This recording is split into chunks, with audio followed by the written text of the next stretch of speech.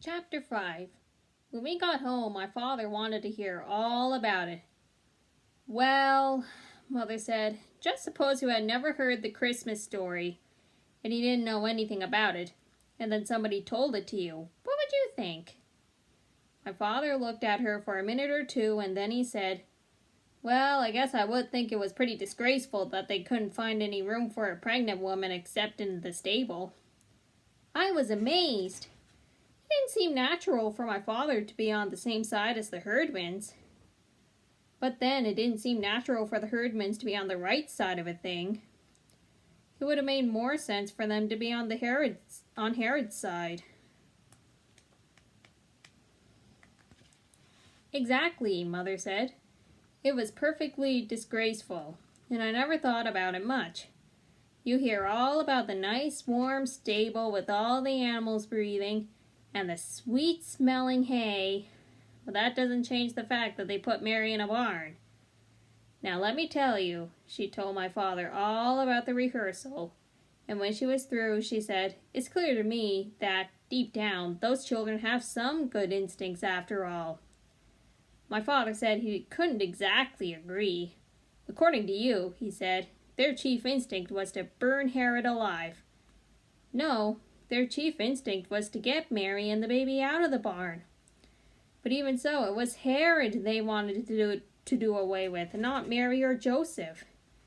They picked out the right villain. That must mean something. Maybe so. My father looked up from his newspaper. Is that what finally happened to Herod? What did happen to Herod, anyway? None of us knew. I never thought much about Herod. He was just a name, probably in the Bible, Herod the King. But the herdmans went and looked him up. The very next day, Imogene grabbed me at recess. How do you get a book out of the library, she said. You have to have a card. How do you get a card? You have to sign your name. She looked at me for a minute, with her eyes all squinched up. Do you have to sign your own name?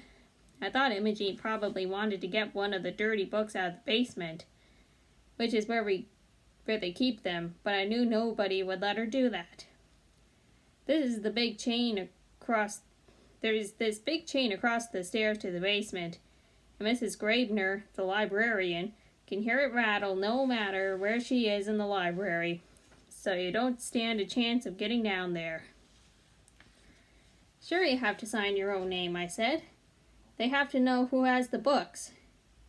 I didn't see what difference it made, whether she signed the card with her own name or signed the card Queen Elizabeth. Miss Grabner still wasn't going to let Imogene Herdman take any books out of the public library. I guess she couldn't stop them from using the library, though, because that was where they found out about Herod. They went in that afternoon, all 6 of them, and told Miss Grabner that they wanted library cards. Usually when anybody told Miss Grabner that they wanted a library card, she got this big happy smile on her face and say, good, we want all of our boys and girls to have library cards. She didn't say that to the herdmans, though. She just asked them why they wanted library cards. We want to read about Jesus, Imogene said. Not Jesus, Ralph said. The king who was out to get Jesus. Herod. Later on, Miss Grabner told my mother that she had been a librarian for 38 years and loved every minute of it because every day brought something new and different. But now, she said, I might as well retire. When Imogene Herdman came in and said she wanted to read about Jesus, I knew I've heard everything there was to hear. At the next rehearsal, Mother started again to separate everyone into angels and shepherds and guests at the end, but she didn't get very far. The herdmans wanted to rewrite the whole pageant and hang Herod for a finish. They couldn't stand it that he died in bed of old age. It wasn't just Jesus he was after, Ralph told us. He killed all kinds of people. He even killed his own wife, Leroy said. And nothing happened to him, Imogene grumbled. Well, he died, didn't he? Somebody said. Maybe he died a horrible death. What did he die of? Ralph shrugged. It didn't say. Flu, I guess. They were so mad about it that I thought they might even quit the pageant. But they didn't. Not then or ever. And all the people who kept hoping that the Herdmans would get bored and leave were out of luck. They showed up at rehearsals right on time and did just what they were supposed to do. But they were still Herdmans, and there was at least one person who didn't forget that for a minute. One day I saw Alice Mundelkin writing something down on a little pad of paper and trying to hide it with her other hand. "It's none of your business," she said. It wasn't any of my business, but it wasn't any of Alice's either. What she wrote was, "Gladys Herdman drinks communion wine." "It isn't wine," I said. "It's grape juice." "I don't care what it is. She drinks it. I've seen her 3 times with her mouth all purple. They steal crayons from the Sunday school cupboards, too, and if you shake the happy birthday bank in the kindergarten room, it doesn't make a sound. They stole all the pennies out of that." I was amazed at Alice. I would never think to go and shake the happy birthday bank. "And every time you go in the girls' room," she went on, "the whole air is blue. And Imogene Herdman is sitting there in the Mary costume, smoking cigars."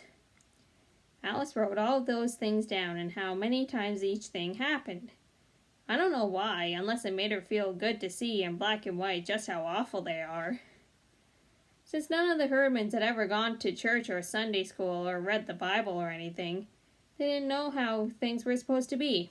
Imogene, for instance, didn't know that Mary was supposed to be acted out in a certain way, sort of quiet and dreamy and out of this world. The way Imogene did it, Mary was a lot like Mrs. Santoro at the pizza parlor. Mrs. Santoro is a big fat lady with a little skinny husband and 9 children, and she yells and hollers and hugs her kids and slaps them around. That's how Imogene's Mary was, loud and bossy. "Get away from the baby," she yelled at Ralph, who was Joseph, and she made the wise men keep their distance. "The wise men want to honor the Christ child," Mother explained for the 10th time. "They don't mean to harm him, for heaven's sake."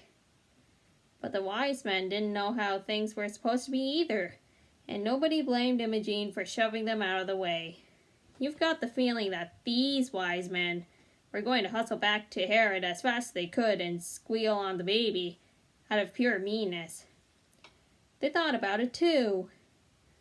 "What if we didn't get home another way?" Leroy demanded. Leroy was Melanchoir. "What if we went back to the king and told on the baby where he was and all?" "He would murder Jesus," Ralph said.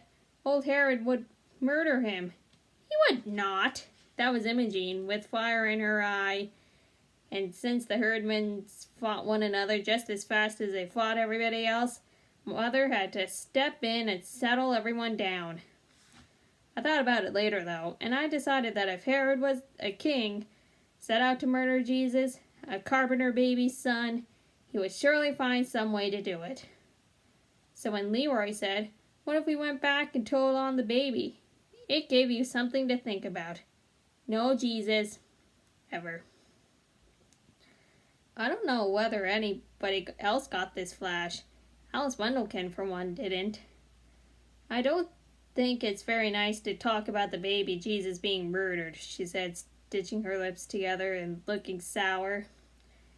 There was one more thing to write down on her pad of paper, and one more thing to tell her mother about the Herdmans, besides the fact that they swore and smoked and stole and all. I think she kept hoping that they would do one great big sinful thing, and her mother would say, "Well, that's that," and get on the telephone and have them thrown out. "Be sure to tell your mother that I can step right in and be Mary if I have to," she told me as we stood on the back of the row of the angel choir. "And if I'm Mary, we can get the Perkins baby for Jesus." But Mrs. Perkins won't let Imogene Herdman get her hands on him. The Perkins baby would have made a terrific Jesus, and Alice knew it. The way things stood, we didn't have any baby at all, and this really bothered my mother because you couldn't very well have the best Christmas pageant in history with the chief character missing.